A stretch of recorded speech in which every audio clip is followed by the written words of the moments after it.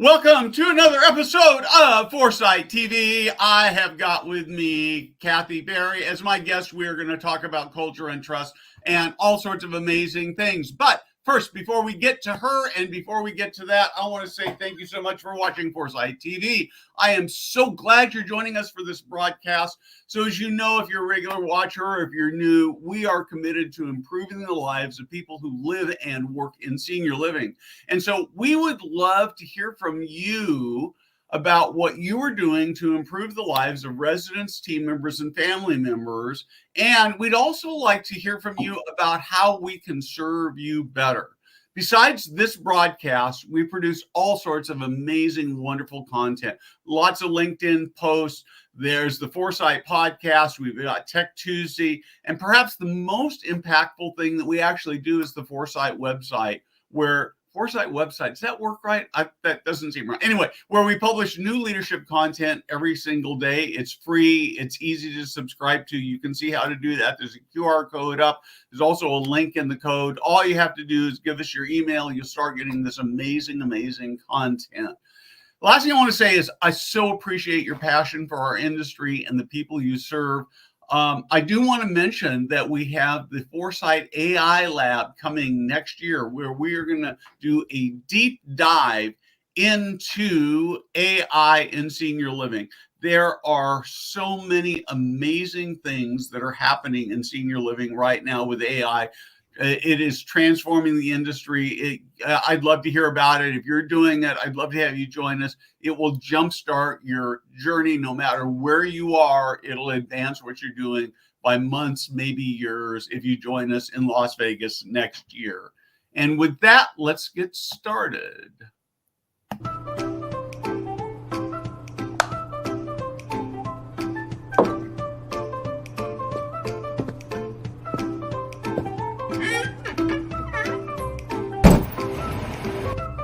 Hey guys, Steve Moran here.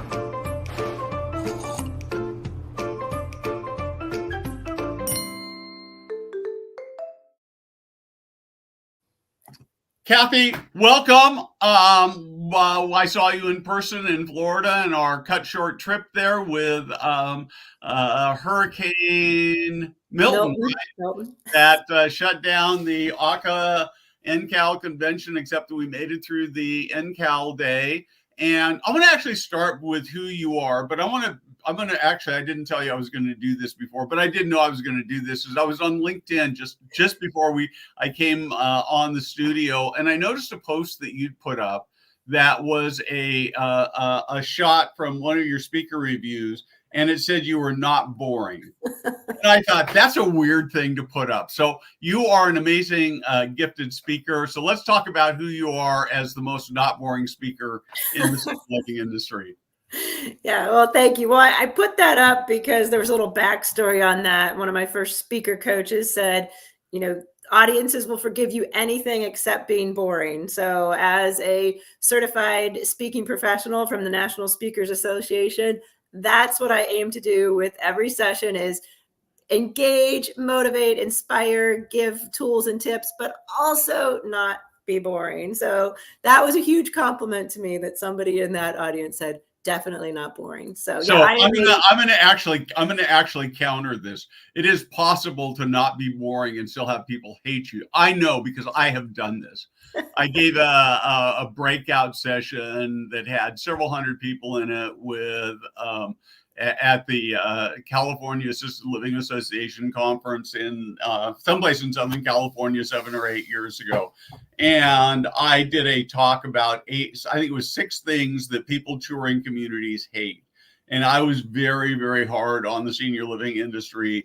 And if there had been tomatoes to throw at me, many people they were arguing with me. It was not good. So, but I wasn't boring. So it wasn't boring. No, it wasn't boring. So it is possible to have people hate you and not be boring. I wouldn't recommend it. Well, you created conversation and through controversy, and sometimes that's, the important thing to do in a session. So yeah, but I am a speaker, trainer, author. I've written 6 books, including Senior Living Power Up. And I'd say about 80% of my work is in the caregiving, senior care space, because I am just, I hate to use the word passionate, but I'm connected with that space and the role that people in the industry are playing to help and serve others. It's so important. So today we're going to talk a little bit about trust in the workplace. And to me, it's a really, really fascinating thing. I haven't written the story yet. Probably get it written in the next few days. But I was in Las Vegas a couple of weeks ago. I guess it's just a week ago now, a little more than a week ago, for the Smash conference. And I stayed at Las Ventanas, which is the only CCRC in all of Nevada. And on my last day before I headed out of town, I spent some time interviewing the executive director who's been there about a year, and their head of their resident council. And when she came into this building, according to the president of the resident council, the prior executive director who was there had. The residents had one of two feelings about the prior executive director. They either didn't think about him, didn't care about him, or they hated him. And she has completely turned it around. And so so she's somebody who's figured out this trust thing. So I'd like to and I think that trust is key. So why don't you talk to me a little bit about trust, why it's so important, and how we get there? Great. Well, so the session that you heard me speak on was called Unlock Trust, Energize and Retain Your Teams, or maybe in the case of the CCRC, Energize and Retain Your Executive Director. Yep. Trust is the most human element that means that we are safe. What the amygdala and the brain is signaling all the time is it's trying to sort out, is this a safe situation or not a safe situation? So there's a lot of brain science behind trust, because we want to know, is this a safe person? Is this a safe facility? Is this a safe situation? And there are things that we can do to help people understand, yes, this is a safe situation. I am a safe person. And a lot of it is based on that brain science. I use an example in my talk that, just if someone can laugh with another person, that immediately, sets off a signal to produce oxytocin in the brain, which then says, this is a safe situation. So something is easy as making eye contact, smiling, giving familiarity, laughing. That starts the process. That starts the process with someone to say, oh, okay, this is not a bear that is chasing me. I don't have to put up my defenses. This feels safe. So that's sort of what I like to say is the first step, is kind of that brain science that's happening physiologically throughout our whole body, not just the brain. Okay, so I'm going to push back here a little bit before we get into the how. And I'm going to start by saying I'm going to play devil's advocate here for a minute. You're so good at that. But here's the question I have: why? Who cares whether it's safe or not? I just want you to do your job. I mean, in fact, maybe it's even better if you're a little bit afraid, because if you're afraid, you're going to work harder to do your job right, so you don't get fired or you don't get yelled at. Maybe you're making it too soft for people. Well, so you're coming at it. Let me understand you here. You're coming at it as your employee should maybe have a little fear of you as maybe the leader, so that they do a better job. Yeah. So we've got Jada, who's running the behind the scenes here, right? And wipe that smile off your face, Jada, because I can see her, you can't. But wouldn't it be better if she were terrified that she better not mess this up or else? No, science doesn't show that. Science shows that that's exactly what this fear will build. Sure, for a while, she might work well under that condition and think, oh my gosh, I will lose my job. I will be yelled at. There will be repercussions. But all of that does not create a healthy workforce. That Okay. creates a barrier between two fractions. So there is a line, definitely a line that, we don't want to just say, oh, let's hug and everything will be okay and I trust you. No, we still have to manage people, but building that trust on a team is, that's the work of great leaders, and great leaders know how to do that. And I talk about the 5 steps to do that with your team, but also then let's flip this conversation a little bit as far as like when a resident comes, how do we immediately build trust with that resident and that family to say, okay, these are going to be people that I trust with my loved one. So in senior living, there's trust everywhere. Yeah, so I really like this a lot, and I don't fly American Airlines very much, and one of the reasons I don't fly it is because the customer experience isn't very good. And I'm not the only one who's experienced this. I've seen articles on LinkedIn and other places about it. And I remember reading something, this was 7 or 8, probably 6 or 7 years ago. So maybe it's changed, but where somebody actually had this, a flight attendant had this button that was very disparaging of their job. But I find but I think what happens is that if you don't treat your flight attendants well, then they don't actually treat your customers well, right? And because your employees are never gonna care more than you do. So yeah, so I actually do buy that. So yeah, well, absolutely. And to your point about airlines and trust, I one time read an article that said if somebody pulls down a tray table and it's covered with spilled coffee and messy and things are messy, they're not going to trust that you are also upkeeping the engines and the mechanics on the plane. right. So again, it gets back to this basic instinct of, is this safe? Does this feel safe? This dirty tray table setting off an alarm in me that says, I don't know if this is safe, just because I don't know if they care. So the bottom line is that my team members are going to actually do a better job if they feel safe and if they trust it rather than if they feel afraid. So, and Jada's not smiling anymore. So Amin says, I don't know. There she is. There she's smiling. Okay. So let's talk about how do you build this trusting? I mean, does it just happen? Are some people more trustworthy? How do we do this? Well, some people, do come across more trustworthy. Just some of that has to do with what we've experienced in our life. If it's let's use the example of a dog, if this big bad, Rottweiler dog barked at me once as a child, I'm going to be fearful of Rottweiler dogs. And so that's an unfair advantage that sometimes some managers have to get over. There might already be preconceived notions about working with somebody. Also, looking at it from, a resident or potential resident's viewpoint. Oh, well, I had an interaction with somebody like that and I don't trust, so we have these preconceived notions. But best things to do to begin to break that down, like I said, I have, 5 things that are actually put out by the National Institute of Health of how to best build trust. And that is consistency. Actually, consistency is number 1.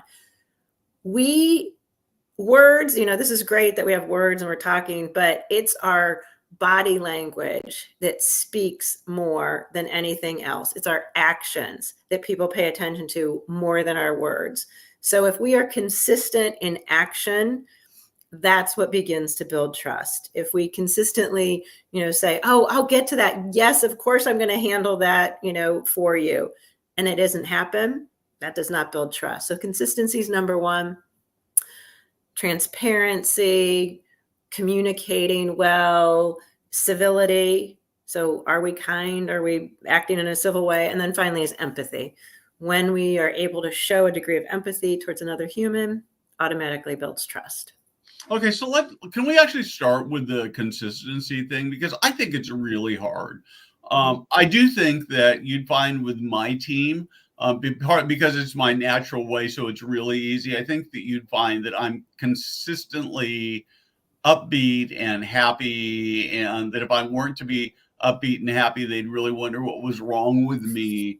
But I know that that's not true for everybody. And the truth of the matter is sometimes people have bad days. And so what do you, I mean, if I'm not naturally bubbly and happy, and then what do I do to be, do I just be consistently bad? I don't think you could ever be consistently bad, Steve. That just I doesn't probably seem right. could, but maybe some people could.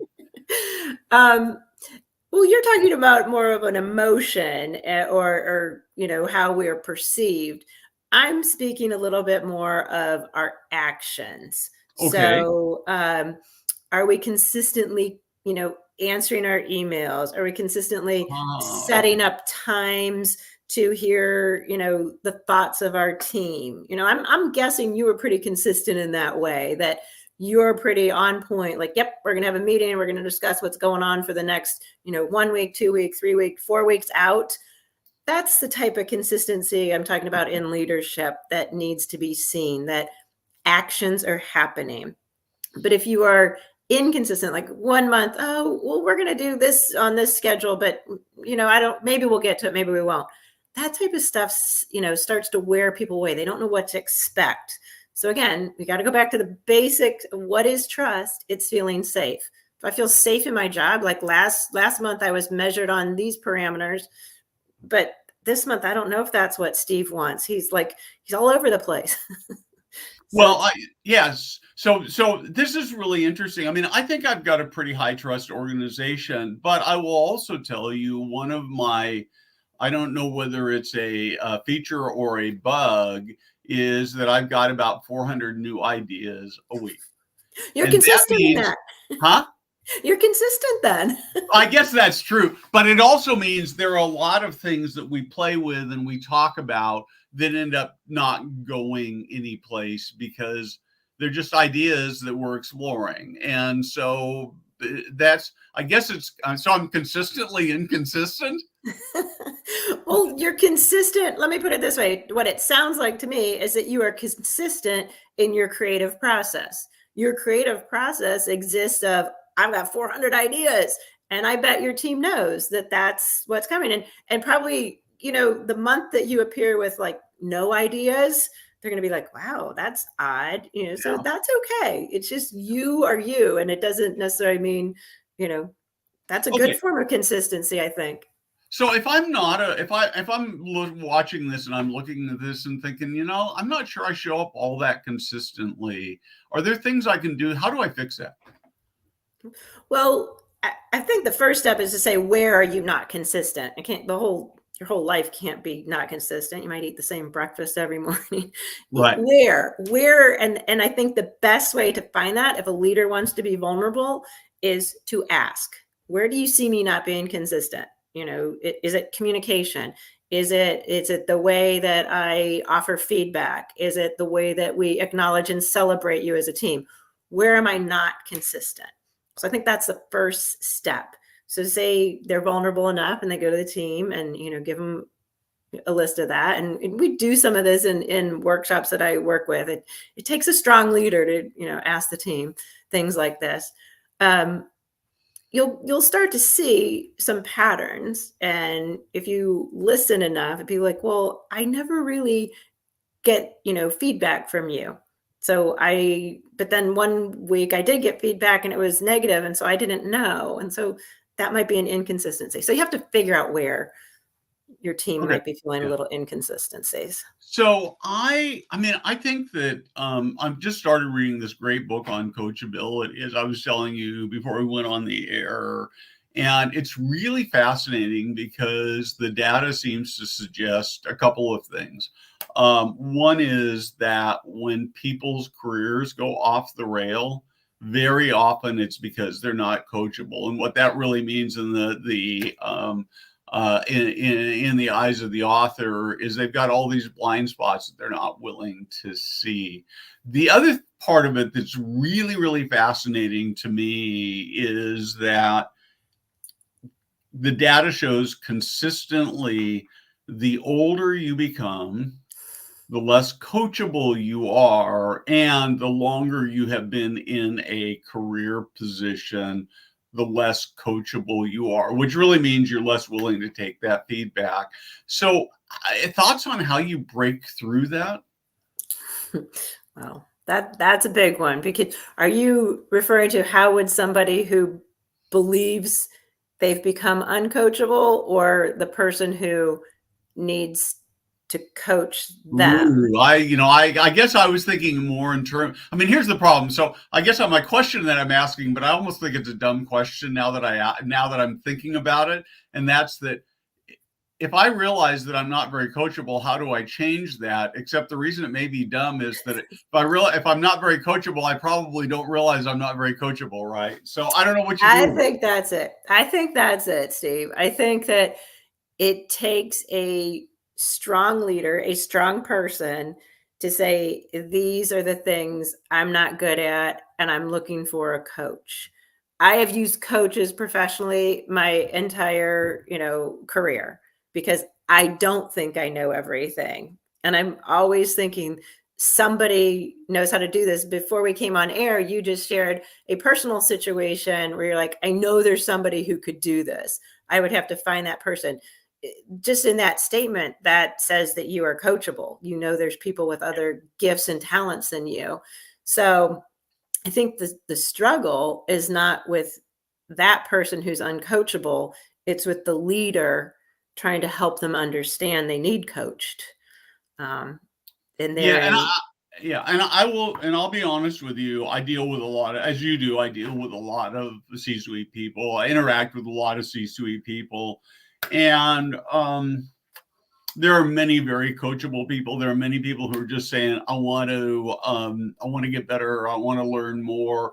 I can remember one, I'm not going to name names because I don't want to embarrass, but I a few months ago, I had a CEO on that I actually didn't know well. I'd met at a conference, and in my interaction with them, both live like this and off air, oh man, I was so impressed, because it was like, oh yeah, I want to learn more about that. Oh yeah, I want to learn more about that. So willing to grow and be better. And this guy's top of the game person, right?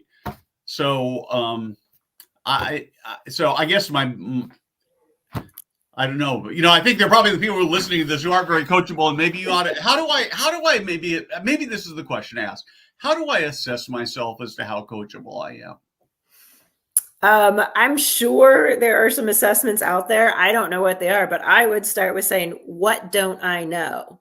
So I do a self retreat every year, twice a year, coming up, because I do it in December and July.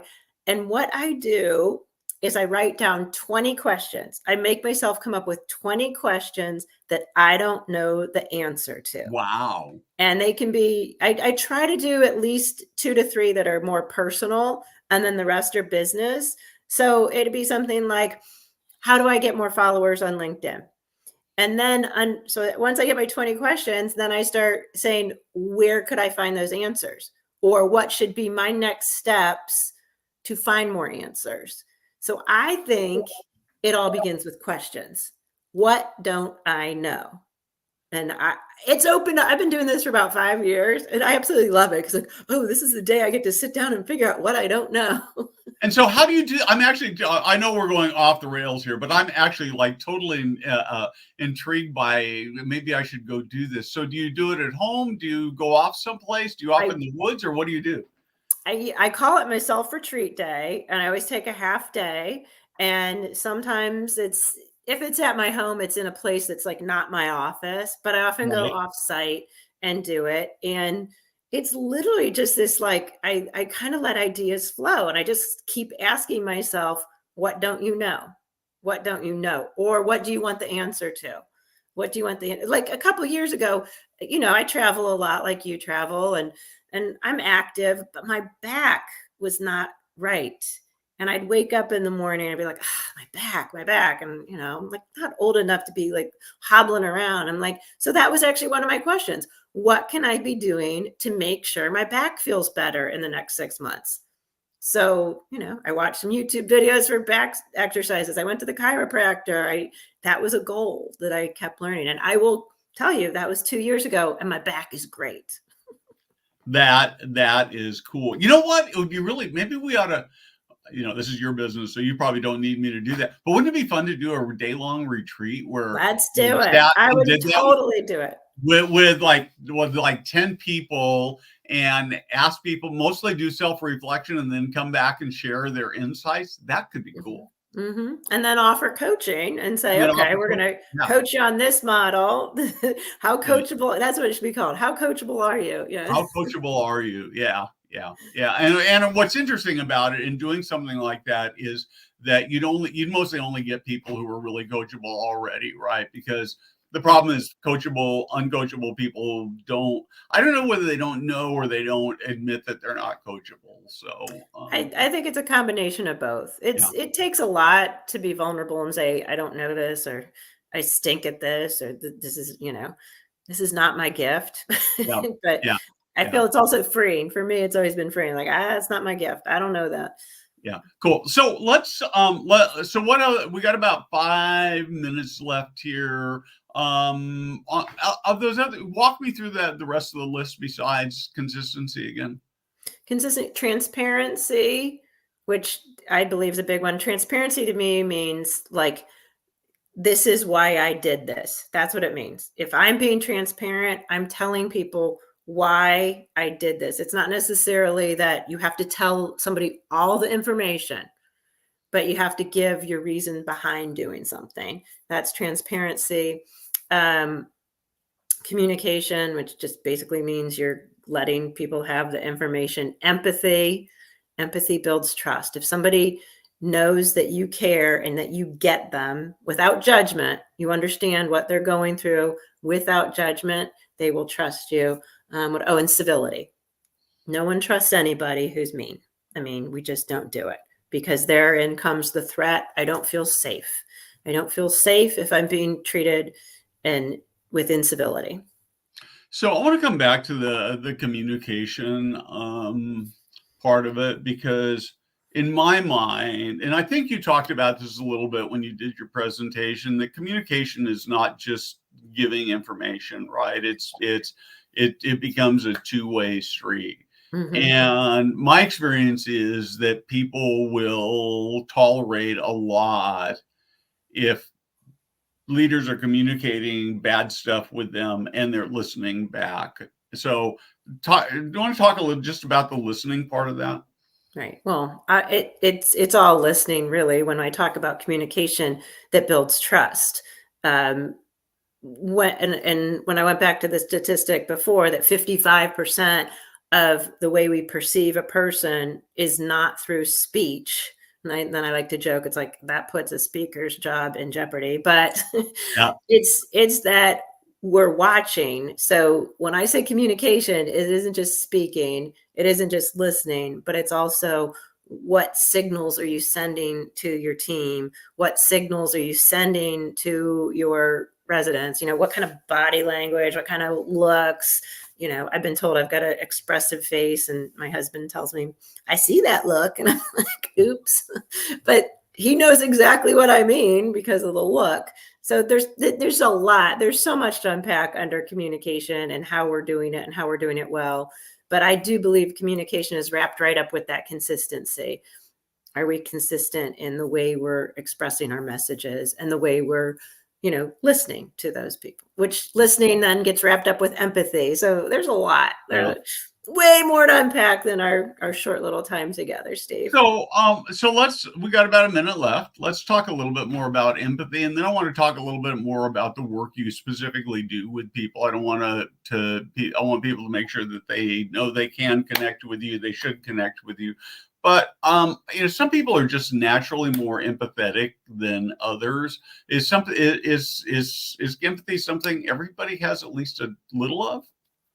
No, I don't believe so. Really?